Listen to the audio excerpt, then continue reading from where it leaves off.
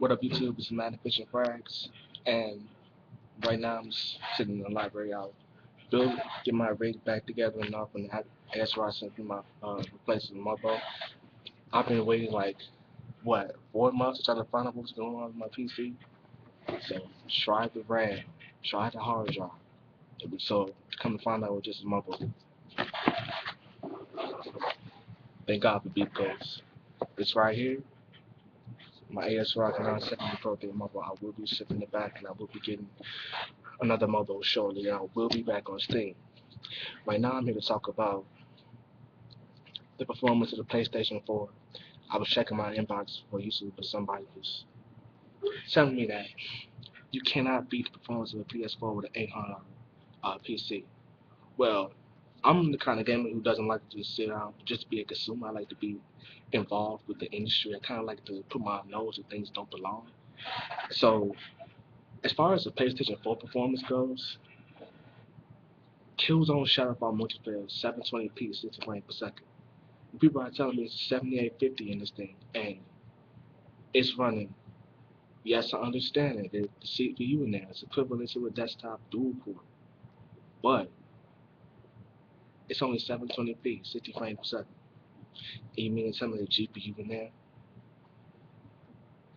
is like the 7850? I believe you a bottleneck of 7850 with a dual core. Yeah, with the console, because what we do on PC is we'll put more pressure on the GPU. We'll turn up the graphical settings, aliasing, anisotropy filtering, all of that, and put more pressure on the GPU, and or raise the screen resolution. Now put more pressure on the GPU and get rid of the bottleneck. The GPU and the CPU are working at the same time. Now, I looked up some benchmarks online for the 7850, and I saw I think Hawks 2 at 1920 by 1200p. It's had like 50 frames per second. You know, 30 frames and up, 1920 by 1200p. I'm sure they'll run these games on max. And you mean to tell me a 7850 can't run these console games at 1080p? Rise on Xbox One, that is native 900p. There's no way it's a 7850 up in there. I guess it's like it may be like a graphics core next part up in there.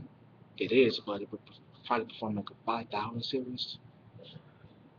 Like it's confusing me because I'm trying to find out why these consoles are struggling so hard. And you tell me that I cannot build a PC for $800. There's a guy on YouTube, Al Bundy. He builds a high-end PC for $600 to $800. I built a mid-range for not even $700. Gotta buy Windows, gotta buy this and that. You ain't gotta do nothing. Like I'll just let my trial run out, and what it'll do is Windows will go in the decrease functionality mode. Like if you're mainly game, you don't really need all these features. And if you're smart for computers, like you're good enough to get a good virus protection. Like me, if I could get something free, I'll get it. Like it could just be people just be wasting money. I got malware bytes, Avast, free virus protection. All I need. I don't need all this extra stuff. And when Windows goes into reduced functionality mode, it actually helps me because it's less overhead. I don't have to worry about all these other features. You could run Windows XP with a 233 megahertz CPU. Wouldn't recommend it. I'd go higher, but it's possible.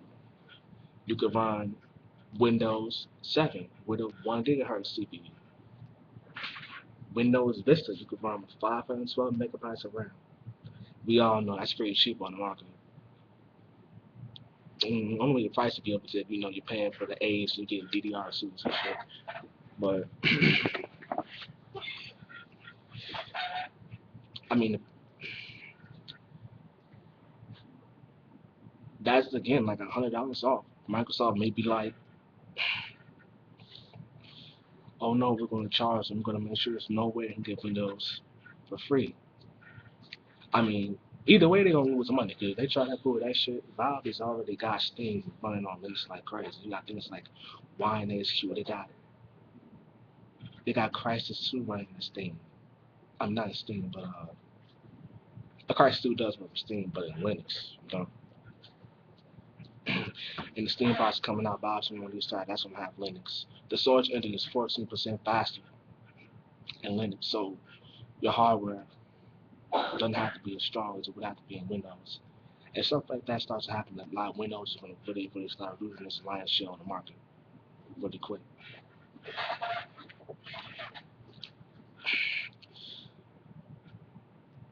So PS4 is not as powerful as people think it is. Struggling to run games at 1080p. Xbox One running games at 900p. An $800 PC is powerful enough to beat these consoles. Matter of fact, a $400 one. I just put one together for like 470. Not actually put it together, but I can figure it. It has a Radeon HD 7750, an Intel Pentium G2120, dual core CPU clocked at 3.1 gigahertz. That means that motherfucker can handle over 6 billion instructions per second. You also got the hyperthreading, which does not multiply the amount of cores by 2. What it does is that it makes it so the CPU can address threads quicker. It'll provide like a performance increase like around 30% or so. Plus you got like Core i7 Extreme, some shit like that. It might be like 80%. But yeah, sorry. And then all kind of deals in my email. I'm getting type of direct sending me, oh, $150. We'll give you 4 terabytes. Yeah, terabyte hard drive for like $60. You're saving like $100. Yeah, man. So sorry, console gamers. Shit is ridiculous. Shit is a wrap. PC elitist doctrine.